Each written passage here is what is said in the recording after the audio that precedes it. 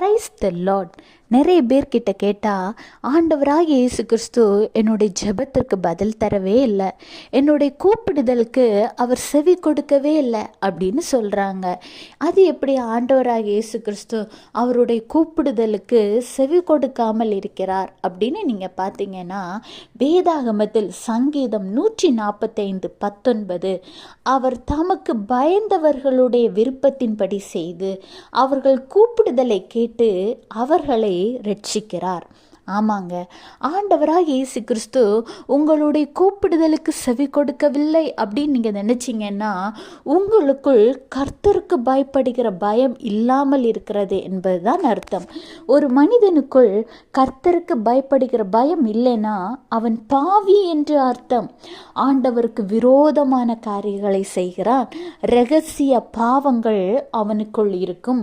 அடிமைத்தனத்தின் ஆவிகள் அவனுக்குள் இருக்கும். துணிகரமான பாவங்கள் அவனுக்குள் இருக்கும். பிறருக்கு தீமை செய்கிற குணங்கள் அவனுக்குள் இருக்கும். ஆண்டவருக்கு பயப்படுகிற பயம் ஒரு மனிதனுக்குள் இருக்கும் பொழுது தான் செய்கிற ஒவ்வொரு செயல்களிலும் இது தப்பு, இது சரி, இதை நான் செய்தேன்னா இயேசுப்பா என் மேலே கோவப்படுவாங்க, இதை நான் பண்ணேன்னா ஆண்டவர் என்னோடு பேசாமல் இருந்துருவாரு அப்படின்னு ஒவ்வொரு காரியங்களையும் ஞானத்தோடும் அறிவோடும் புத்தியோடும் செய்வாங்க. இன்றைக்கு ஆண்டவராகிய இயேசு கிறிஸ்து உங்க கூப்பிடுதலுக்கு செவி கொடுக்கல அப்படின்னு உங்களுக்கு தோணுச்சுன்னா, உங்களுக்குள் கர்த்தருக்கு பயப்படுகிற பயம் இல்லை. அப்படின்னா நீங்கள் என்ன தப்பு பண்ணிட்டு இருக்கீங்க அப்படிங்கிறத யோசிச்சு பாருங்க. நீங்கள் செய்து கொண்டிருக்கிற அந்த தவறிலிருந்து, அந்த பாவத்திலிருந்து வெளியில் வந்து ஆண்டவர் என்னை பார்த்து கொண்டிருக்கிறார் என்பதை அறிந்து அவரிடம் மன்னிப்பு கேளுங்க.